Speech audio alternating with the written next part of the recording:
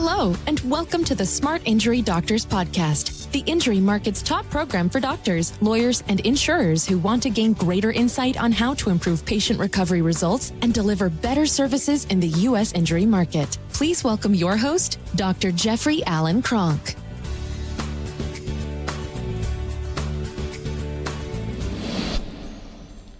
Today, what I want to talk about is money and how it applies to your practice. So I do a Smart Injury Doctors program, and I coach doctors all across the country. And one of the things that comes up is money. Money comes up always. Money is a big thing in your practice. People will, I'll get into consulting calls and I'll go, okay, what are your goals? And recently I was in one that really changed me, actually, because one of the things when you start to coach people, you have to confront the advice that you're giving them and make sure you're applying it yourself. So it's a beautiful thing. And this woman does not even know, a female chiropractor does not even know how much she actually helped me while I was coaching her. But, we just started coaching and she has some goals. She's been doing things for a while and she wanted to get into the injury market. And so I was looking at her practice statistics, and her practice statistics were the fact that she sees quite a really healthy number of new patients every single month, but she had like 12 PVA. So she had a very low patient visit average, which means a couple things for me. One is communication, but her communication is really good. Normally when people have a low PVA, remember in a private practice, you grow a practice by either more new patients, what you charge per visit, and how many visits is the average time you have a customer come back. So repeat business. Those are the only three ways you can grow a health clinic. So when I see a PVA that's really low, I go, okay, there's either a communication problem or there's a money problem. And usually it's a combination of both, but oftentimes it's money. So the one that I want to talk about today is money. So she had at her goals some really amazing goals. You know, she wanted to be able to take her family out on vacation. So I asked her, well, what's causing you from doing that now? Money. Good. She wanted to actually, they wanted to start a ministry and to blow up a ministry. And I'm like, well, what's preventing you from doing that? Money. They wanted to actually have a retirement. Well, what's preventing you from doing that? Money. Right? So there's this idea of money. And so you got to get straight with money. And most people have been raised, or their money ideas are not their own.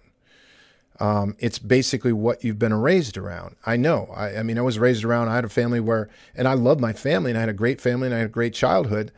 But I mean, I can remember we got pop when my dad would fill the car at a Holiday gas station because you get a 24 pack of pop. Other than that, we might have got Kool-Aid or other things, but we didn't get pop. We only got pop if there was, if there was, a fill up, and my dad didn't fill up much, right? I remember the days in the Clark gas stations in Wisconsin that my family got dishes when they were, when you fill up a car. You filled up a car, I don't know, $4, $5, and you got a set of dishes with it, right? So our dishes were from the Clark gas station, and it doesn't matter. I'm not saying that, and it shouldn't make anybody feel bad because my parents were frugal, but we were poor. I didn't know we were poor. I didn't know that we didn't have money, so I didn't really learn anything about money. All the people that I grew up and were around really had a scarcity on money.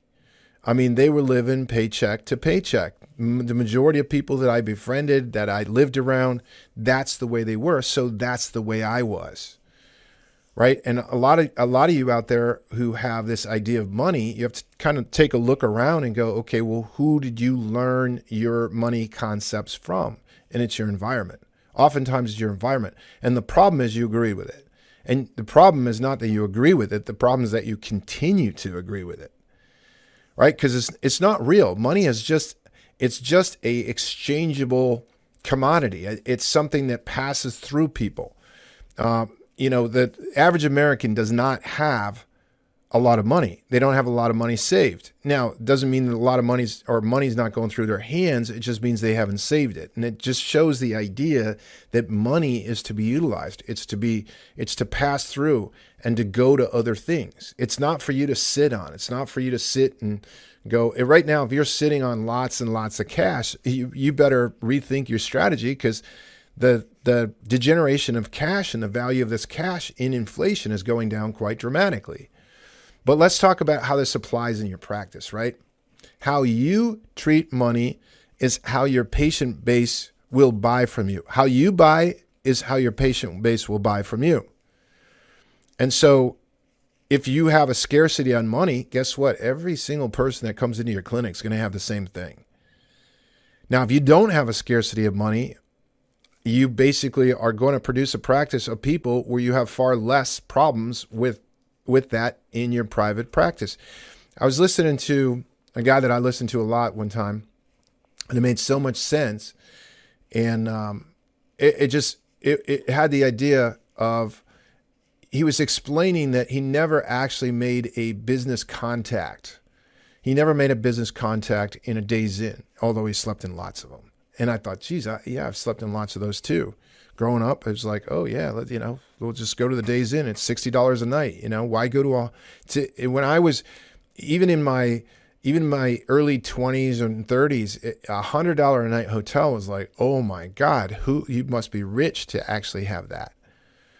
Right now, it's not that way. You look at it and say, okay, this hotel is $450 a night. Okay, then that's what we have to pay. 3 days is $1,200. Okay, that's what we have to pay. But here's the kicker to the story, right? So I'm listening to him, and it could have been, I think it was a Grant Cardone podcast that I'd listened to or something, I think. And anyway, they said, look, they never met anybody that did any meaningful business with their business in a low-end hotel.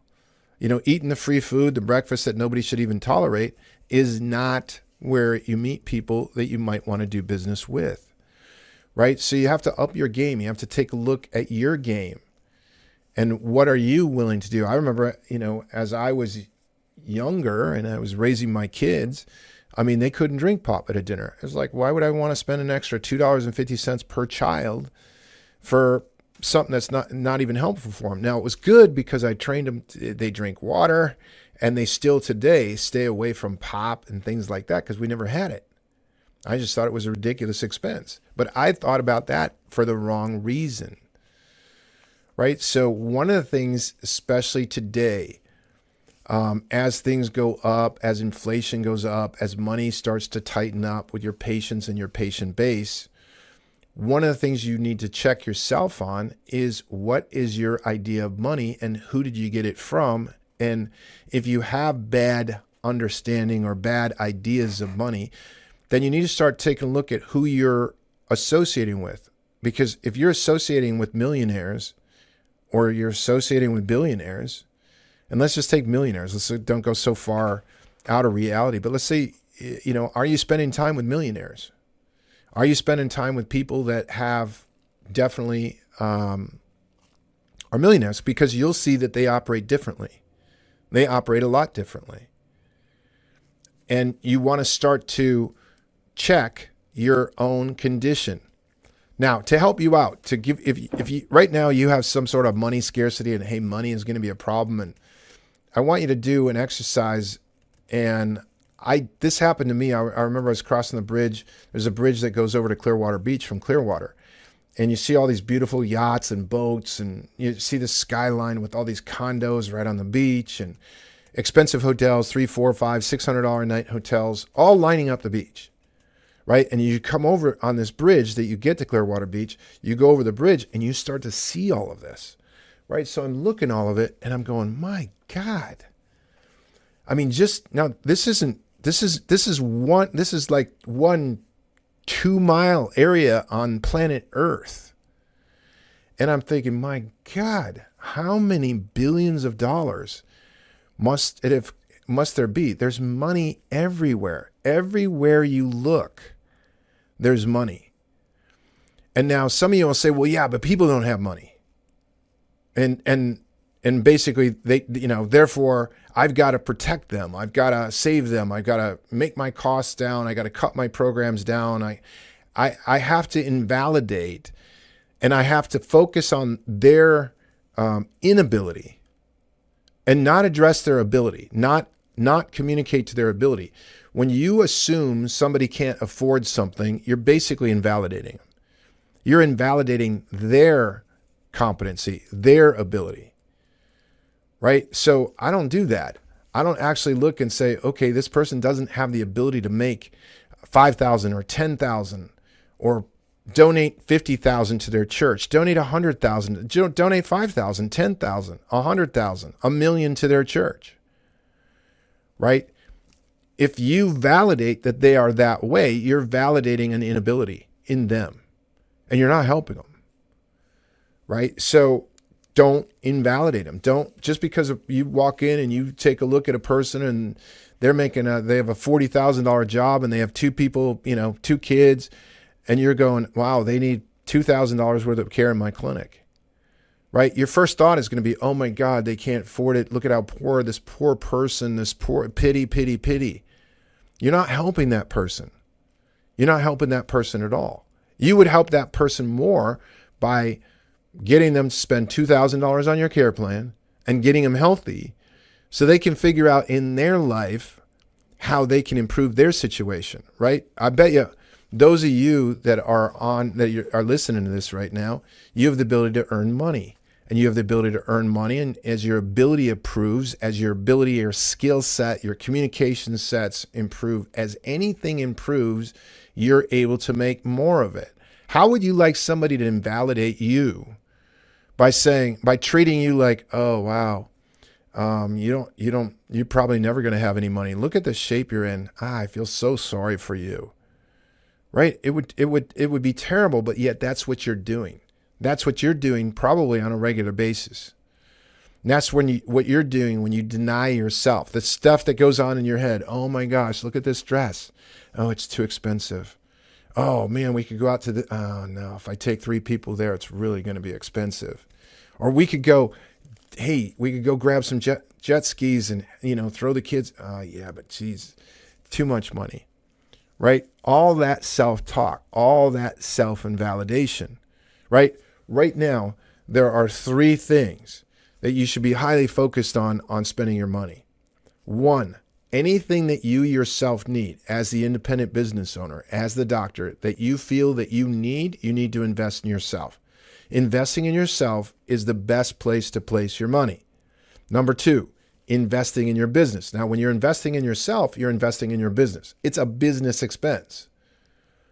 So you invest in yourself, you invest in your business.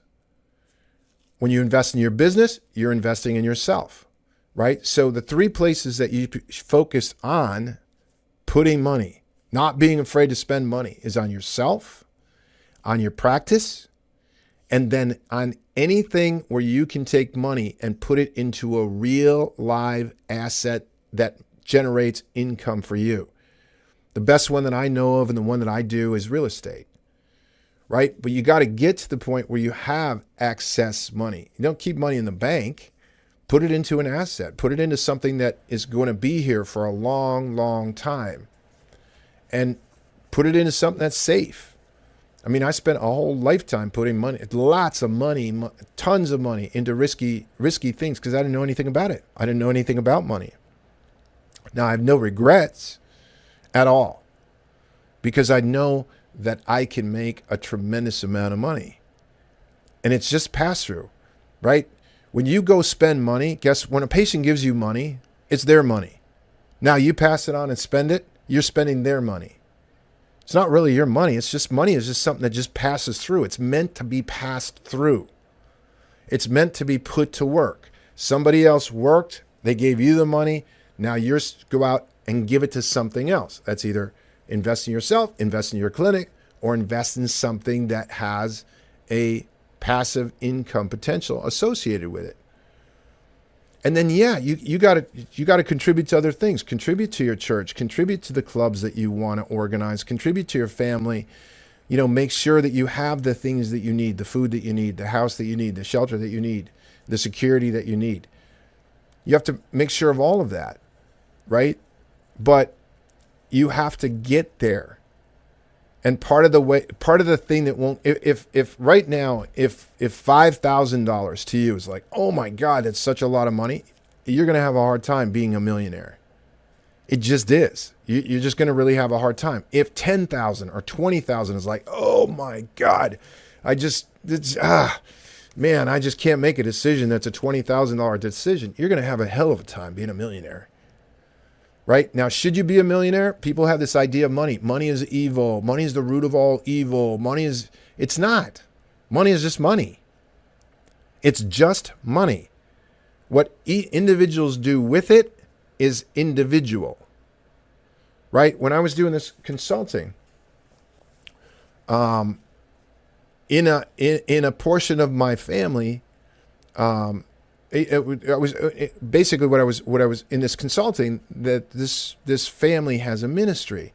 And one of the things I was saying is, okay, but how many people do you want to affect? Because you can look at it and say, oh my gosh, look at these televangelists. They're just ripping people off. No, they're not. Not in my world. They're taking responsibility to get their message out to as many people as they can. They know that their message can change lives. And they're responsible enough to know that, yes, they need money to do that. The more people that they can help, the more money they make and that passes through them, the more people that they can help. It's no different with your practice. You can't help very many people if you are living paycheck to paycheck. You just can't, right? You can't make a difference of the health of your community if you barely are eking by, or if you're not healthy yourself. You just can't. So one of the issues that you have to address is this idea of money, right? Again, go out, start looking around. You're going to see look at the cars that people drive. I mean, a Tesla today is $75,000. Okay. It's 75. It's not 30. It's not 15. It's $75,000, right? For a sports package Tesla. So look at how many of them are on the road. Everywhere you look, there's money. And so all I wanted you to do on this podcast, again, I just riff on a topic, is hopefully jar your universe a little bit, jar you out of maybe where you are and get you possibly thinking a little bit differently. Now, in this area of inflation, meat prices going through the roof, and gas prices and everything else, you want to take your practice and push it into an injury practice, and that's what we do. We have a lot of resources for practices to assist them in doing that. If you have any comments, concerns, or you want to know more about us, go out to www.smartinjurydoctors.com and hit the Learn More button, or listen to my podcast. Listen to these podcasts. I don't know, there's 100 plus episodes now, I think. And go back, listen to these. Put this kind of information into your head on a daily basis so that you can grow this area of practice, because it's going to be very, very important in the future. Doctors, as always, I thank you for listening to me, and I wish you a really, really healthy 2022. Thank you. You've been listening to the Smart Injury Doctors Podcast, the #1 audio production show for professionals in the U.S. injury market that want to deliver better injury services to the patients, clients, or insureds they serve. If you like what you heard today, please leave us a review, and don't forget to join us on our next program.